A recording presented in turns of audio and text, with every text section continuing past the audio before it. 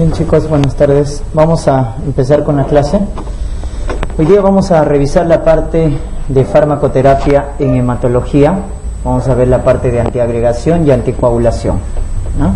Y luego vamos a ver la parte de antibiótico-terapia.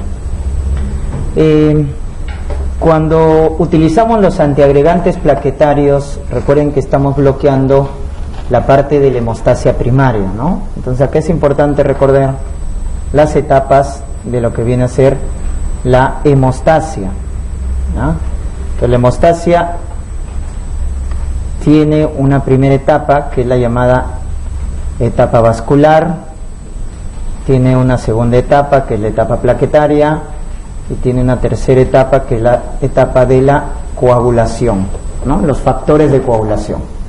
Entonces vemos esas tres etapas: vascular, plaquetaria y factores de coagulación. Entonces el primer evento en todo proceso de hemorragia viene a ser la vasoconstricción, ¿no? La vasoconstricción es el principal mecanismo de hemostasia. Esto, ¿quién lo hace? Lo hace la endotelina, que es segregada por el endotelio de los vasos. Cuando hay una injuria, lo hace el tromboxano, ¿no? El tromboxano 2 también hace vasoconstricción. La serotonina, ¿no? La serotonina hace vasoconstricción. Y luego viene la función de las plaquetas, ¿no? Primero las plaquetas, recuerden, se adhieren al endotelio, hay una adhesión endotelial, hay una adherencia, luego hay una agregación, entonces en la adhesión de las plaquetas, recuerden, la glucoproteína que participa es la glucoproteína 1B, ¿no? Es la que participa junto con el factor de von Willebrand, ¿no? La glucoproteína 1B con el factor de von Willebrand hacen la adhesión plaquetaria. Luego la plaqueta, una vez que se ha adherido al endotelio, libera sustancias que estimulan la agregación, y en la agregación participa la glucoproteína 2B3A, ¿no? 2B3A.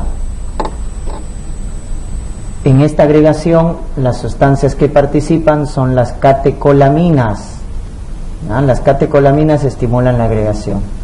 Nuevamente el tromboxano A2, nuevamente la serotonina y el ADP.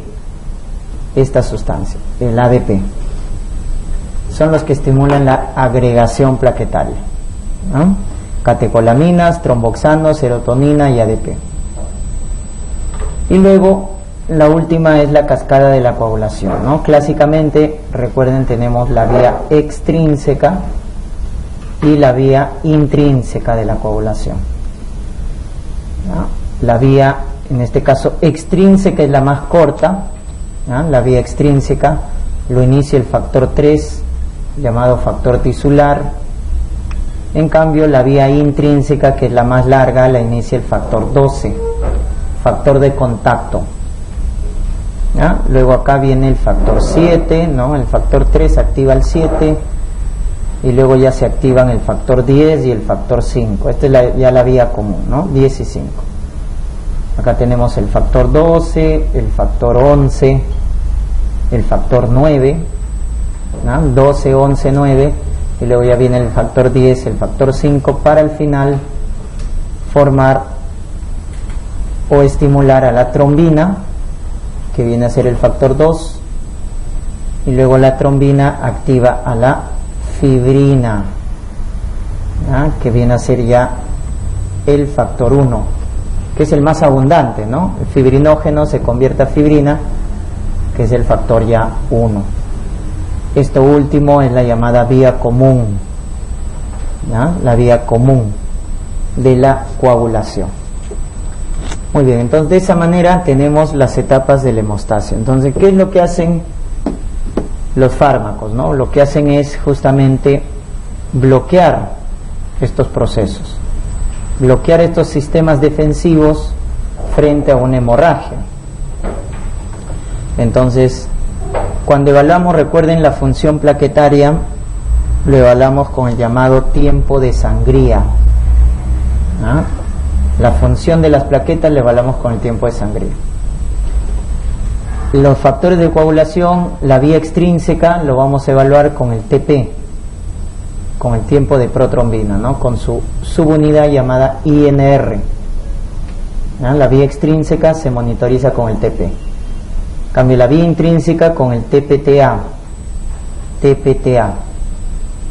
la vía intrínseca. Y la vía común con el tiempo de trombina, Repito, entonces, las plaquetas con el tiempo de sangría, la vía extrínseca con el tiempo de protrombina, el llamado TP, tiempo de protrombina, con el llamado índice INR, y la vía intrínseca es con el TPTA, tiempo parcial de tromboplastina activada, tiempo parcial de tromboplastina activada.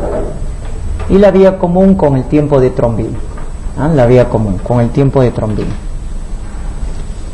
Entonces, lo que hacen los antiagregantes plaquetarios, que son los primeros que vamos a estudiar, tienen acá 3 blancos terapéuticos. Uno es bloquear esta glucoproteína que hace la agregación, que es la glucoproteína 2B3A. Otro es bloquear la síntesis de tromboxano y otro es bloquear al ADP. Son los 3 blancos terapéuticos. ¿Quién inhibe la síntesis de tromboxano? El ácido acetil salicílico, la aspirina, la famosa aspirina, ¿no? Ácido acetil salicílico inhibe la formación de tromboxano A2. ¿Quién inhibe al ADP? El que inhibe al ADP, el más conocido, clopidogrel, ¿no? Clopidogrel. Y luego el que inhibe a la glucoproteína 2B3A, que viene a ser tirofiban, que es el antiagregante plaquetario más potente. Tirofiban, antiagregante plaquetario más potente. Entonces ahí tenemos los 3 antiagregantes plaquetarios. El más conocido y usado, la aspirina o ácido acetil salicílico, luego el que bloquea los receptores de ADP, el clopidogrel, y el que inhibe los receptores o la glucoproteína 2B3A, ¿no? Que es tirofiban. Esos son los antiagregantes plaquetarios. En cambio, en los anticoagulantes vamos a tener los que bloquean la vía de coagulación. Entonces tenemos el que bloquea la vía extrínseca inicialmente. ¿Quién es? Porque va a bloquear a este factor medio, al factor 7. Recuerden los factores que son vitamina K dependientes, ¿no? El 2, el 7, el 9 y el 10. 2, 7, 9, 10 son los llamados factores de coagulación vitamina K dependientes. Entonces hay un anticoagulante que lo que hace es bloquear la activación de la vitamina K, con lo cual estos factores disminuyen. Pero el primero que va a disminuir es el factor 7. Por eso acá va a alterar la vía extrínseca, ¿no? Estamos hablando de la warfarina. La warfarina bloquea la activación de la vitamina K, de los factores de coagulación vitamina K dependientes. Y el primero que se va a afectar es el factor 7. Por eso la warfarina primero altera la vía extrínseca. Primero altera la vía extrínseca. En cambio, la heparina, ¿a quién va a bloquear? La heparina bloquea a la vía intrínseca, porque afecta al factor 11, afecta al factor 9, luego ya afecta al factor 10 y también al factor 2, al factor 2, al 2, al 9, al 10 y al 11. Por eso principalmente la heparina lo que afecta es la vía intrínseca, la vía intrínseca. Por eso cuando les pregunten, ¿con qué monitorizo la anticoagulación de warfarina? Con TP, con tiempo de protrombina. ¿Con qué monitorizo la anticoagulación de heparina? Con TPTA, con tiempo parcial de tromboplastina activada, con tiempo parcial de tromboplastina activada. Y esos son los dos anticoagulantes básicos que vamos a revisar, la warfarina y la heparina. Hay ahora actualmente anticoagulantes más específicos que vamos a ir revisando, ¿no? Entonces de eso se trata, de bloquear la función plaquetaria y bloquear la coagulación, de tal manera que vamos a evitar ¿qué cosa? ¿Para qué se utilizan estos fármacos? Para disminuir el riesgo de trombosis. Eso es lo que hacemos, disminuir el riesgo de trombosis. Ese es el efecto terapéutico que vamos a conseguir con los antiagregantes y anticoagulantes. Pero ¿cuál es el efecto secundario? ¿Cuál es la reacción adversa? Que aumentan el riesgo de hemorragia. Aumentan el riesgo de hemorragia. Por eso actualmente para elegir un antiagregante o un anticoagulante hay que evaluar los dos, tanto el riesgo de trombosis como el riesgo de hemorragia, ¿ya? Y para eso hay, ya cuando vean la parte de medicina interna, hay varias escalas que nos evalúan eso, ¿no? Por ejemplo, la trombosis en infarto agudo al corazón se evalúa con la escala de TIMI, el score de TIMI, ¿no? Evalúa el riesgo de trombosis. O el score de Grace, ¿no? Ahí lo pueden buscar en internet. El score de TIMI y el score de Grace evalúan el riesgo de trombosis. Entonces, si un paciente tiene alto riesgo de trombosis, hay que darle buen antiagregante, buen anticoagulante. Pero ¿qué se veía en esos pacientes? Que se detectaba la trombosis, pero luego el paciente moría de hemorragia. Hacían ACV hemorrágicos, hemorragia activa, etc. Por eso actualmente no solo se evalúa el riesgo de trombosis, sino también el riesgo de hemorragia, ¿no? En el caso de infarto, la escala se llama score de Cruzade, en infarto agudo de miocardio, score de Cruzade, se llama así, ¿no? O en otros procesos, como por ejemplo la fibrilación auricular. Ese es típico escenario en el cual vamos a utilizar anticoagulación o antiagregación. En la fibrilación auricular, el que evalúa el riesgo de trombosis, lo van a escuchar, se conoce con el nombre de score de Chas-Vas. Ese es en fibrilación auricular, el score de Chas-Vas. Y el que evalúa el riesgo de hemorragia se llama el score de Hasbled. Hasbled, ¿no? Son siglas en inglés, ¿ya? Entonces lo de negro es para infarto, ¿no? El score de TIMI y el score de Grace se evalúan trombosis y hemorragia cruzada. En fibrilación tenemos el score de Chas-Vas, que evalúa en fibrilación auricular el riesgo de trombosis, y el riesgo de hemorragia el score de Hasbled. Con lo cual, como se dan cuenta, el concepto que deben recordar acá es que ya no solo se evalúa el riesgo de trombosis, sino también el riesgo de hemorragia. Y entonces se busca el equilibrio, ¿no?, entre dar un antiagregante o un anticoagulante, ¿no? Muy bien. Pues dicho esa parte introductoria, vamos a ver los fármacos. Los antiagregantes plaquetarios, el más conocido es este de acá, el ácido acetil salicílico, o la famosa aspirina.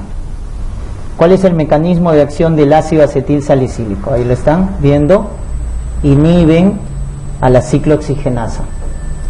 ¿Qué ciclooxigenasa? La tipo 1, ¿no? ¿Cómo se llama la COX-1? Se llama constitutiva.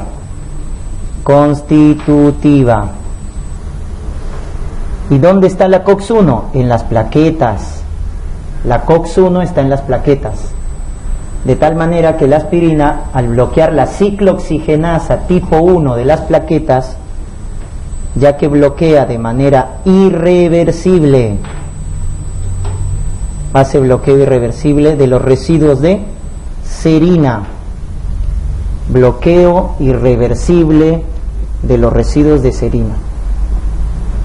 ¿Qué va a conseguir al hacer ese bloqueo irreversible? Miren, bloquear la producción de tromboxano A2.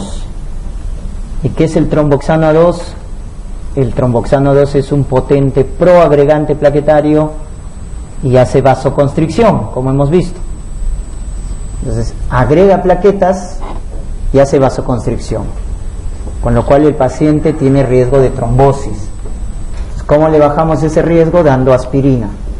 La aspirina lo que va a hacer es bloquear la COX-1 de manera irreversible de las plaquetas y con ello baja los niveles de tromboxano A2, ¿no? Ese es el mecanismo de acción.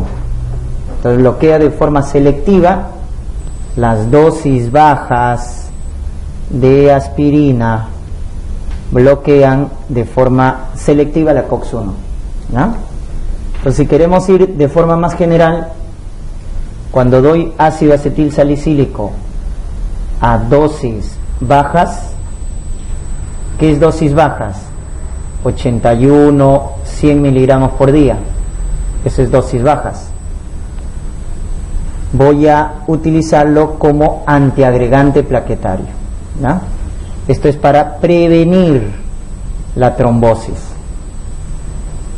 Cuando utilizo ya 300 miligramos al día, o sea, dosis un poco más altas, esto es para tratar una trombosis, pero sigue siendo dosis bajas, ¿correcto? En dosis de prevención, 81-100 miligramos, y dosis de tratamiento, que se conoce con el nombre de dosis de ataque, 300 miligramos, ¿no?, por día. Entonces, al utilizar estas dosis de aspirina, ¿qué es lo que estoy haciendo? Bloquear de forma selectiva la COX-1, es decir, a la ciclooxigenasa constitutiva, con lo cual bajan los niveles de tromboxano A2 a nivel de las plaquetas, con lo cual consigo el efecto. ¿Cuál es el efecto? Antiagregante plaquetario. Ese es el efecto, antiagregación plaquetaria. Pero también recuerden que la aspirina es un AINE, es un antiinflamatorio. Entonces dosis mayores tiene otro comportamiento. Al utilizar, por ejemplo, dosis de 600 miligramos por día o utilizar de 1 gramo por día, ya tiene otro efecto. Este es ya el efecto antiinflamatorio. Entonces 600 miligramos por día, por ejemplo, se utiliza como antiinflamatorio y se utiliza para la prevención de cáncer de colon, porque a esa dosis de aspirina, lo que hace la aspirina es reducir el tamaño de los pólipos adenomatosos, que viene a ser riesgo para el cáncer de colon. Porque a esta dosis de 600 miligramos por día, lo que hace la aspirina es estimular la apoptosis. Ojo, la aspirina estimula la apoptosis. Y eso viene del efecto antiinflamatorio, a 600 miligramos por día. 1 gramo por día ya conseguimos el efecto típicamente antiinflamatorio, porque se va a bloquear ¿a quién? A la COX-2. La ciclooxigenasa 2 es la llamada inducible. Y al bloquear a la COX-2, bloqueamos, ¿no es cierto?, el proceso inflamatorio, porque la COX-2 se activa cuando hay inflamación. Entonces, al bloquear a la COX-2 a dosis altas, conseguimos el efecto antiinflamatorio, ¿no? Conseguimos el efecto antiinflamatorio. Entonces eso deben recordar, al bloquear la COX-1 de las plaquetas se consigue ese efecto antiagregante, pero ahí es dosis bajas. Dosis altas se consigue el efecto antiinflamatorio, que es por bloqueo de la COX-2, ¿no? Por bloqueo de la COX-2. Pero así como se bloquea la COX-1 de las plaquetas y tengo el efecto terapéutico, que es antiagregante plaquetario, ¿para qué? Para prevenir o utilizarlo en casos de infarto agudo de miocardio, para utilizarlos en casos de ACV isquémico, ¿no? Obviamente la isquemia es por trombosis, no vamos a dar en ACV hemorrágico, ¿no es cierto? Es en ACV isquémico, en infarto, o para prevenir también en casos de obstetricia, preeclampsia. Se puede prevenir preeclampsia con el uso de aspirina. Entonces eso se consigue por el efecto antiplaquetario, por bloquear la COX-1 de las plaquetas. En cambio, el efecto antiinflamatorio lo utilizamos, por ejemplo, en el tratamiento de enfermedades reumatológicas, ¿no? Artritis reumatoide, lo podemos utilizar también en lupus, en pericarditis, miocarditis. Recuerden, el tratamiento es AINES, a altas dosis. Pericarditis, lupus, AR, lo podemos utilizar como antiinflamatorio, ¿no? O como hemos dicho, en la prevención del cáncer de colon, ¿no? Pero acá también vienen los efectos adversos. ¿Qué efecto adverso puede producir? Al bloquear la COX-1, ¿de quién? Del estómago, ¿ya? Se bloquea la COX-1 del estómago también. Y al bloquear la COX-1 del estómago, lo que voy a bloquear es un gastroprotector, que es la prostaglandina E. Entonces, al bloquear la COX-1 del estómago, se bloquea la producción de prostaglandina E, con lo cual la aspirina se convierte en un gastrolesivo. Y ese es su principal efecto adverso, la gastrolesión, ¿no? Es gastrolesivo. Ya sea dosis bajas o ya sea dosis altas, va a generar gastrolesión, ¿no? Y eso es por bloquear a la COX-1 del estómago, que es la ciclooxigenasa que constantemente está produciendo prostaglandina E, que recuerden es un gastroprotector, ¿no? Muy bien, entonces ahí hemos visto la aplicación de la aspirina, no solo como antiagregante plaquetario para prevenir 81-100 miligramos por día, o en dosis de ataque cuando hay un evento agudo, ¿no? Un síndrome coronario agudo, utilizamos esta dosis de ataque. O en el caso del efecto antiinflamatorio, que ya es a dosis altas. Algo que también deben recordar de acá es que cuando doy dosis bajas de aspirina, ¿qué va a pasar con el ácido úrico? Aumenta. Las dosis bajas de aspirina producen aumento de ácido úrico. Por eso mucho cuidado en los pacientes con gota. Las dosis bajas elevan el ácido úrico. En cambio, las dosis altas lo que hacen es disminuir el ácido úrico, ya que eliminan su eliminación por el riñón. La aspirina a dosis altas aumenta la eliminación de ácido úrico por la orina. Entonces se comporta como un uricosúrico. Las dosis altas de aspirina eliminan ácido úrico por la orina. Por eso los niveles bajan, ¿no? Ya está. Entonces, cuando hablamos del uso de la aspirina, lo utilizamos como antiagregante plaquetario, como antiinflamatorio, como analgésico, ¿no es cierto?, como inductor de la apoptosis, como estamos viendo, pero no debemos utilizarlo como antipirético, sobre todo en los niños. Recuerden que en los niños, para bajar la fiebre, utilizamos otros AINES, como el paracetamol, el ibuprofeno. Porque ¿qué pasa si utilizas aspirina en niños cuando tiene infecciones virales? ¿No es cierto? Entonces el niño tiene fiebre por infecciones virales y le damos aspirina.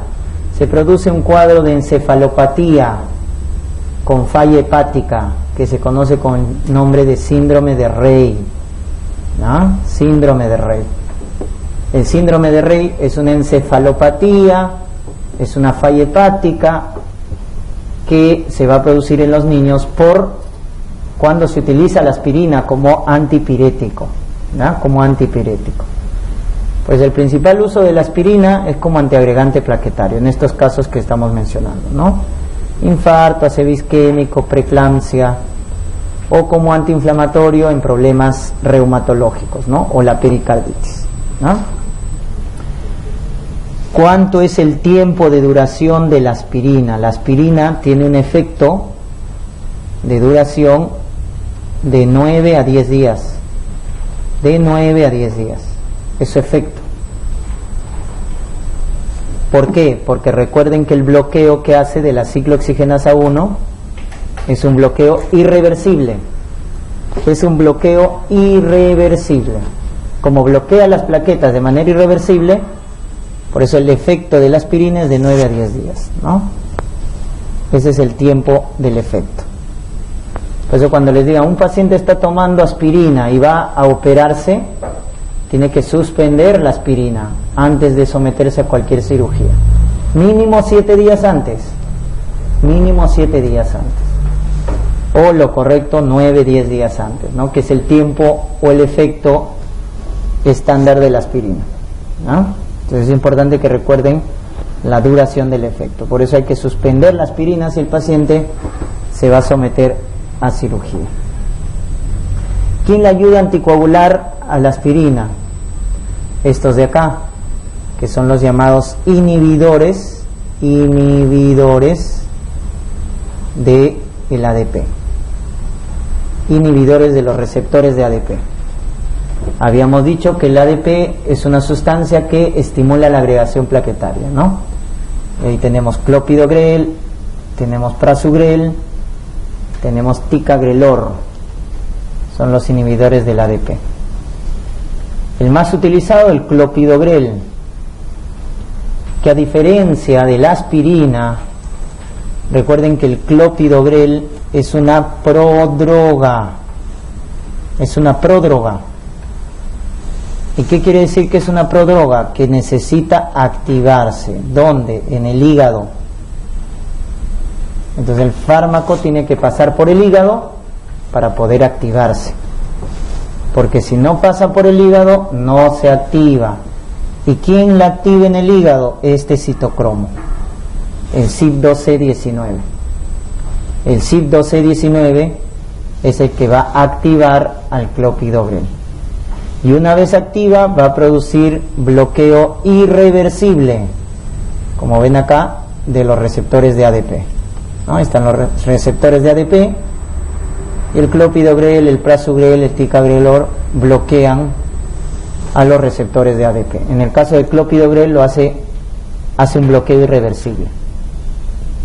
¿Ah? Entonces acá el efecto es similar a la aspirina. Como ese efecto es irreversible, la duración del efecto es de 7 a 10 días, similar a la aspirina.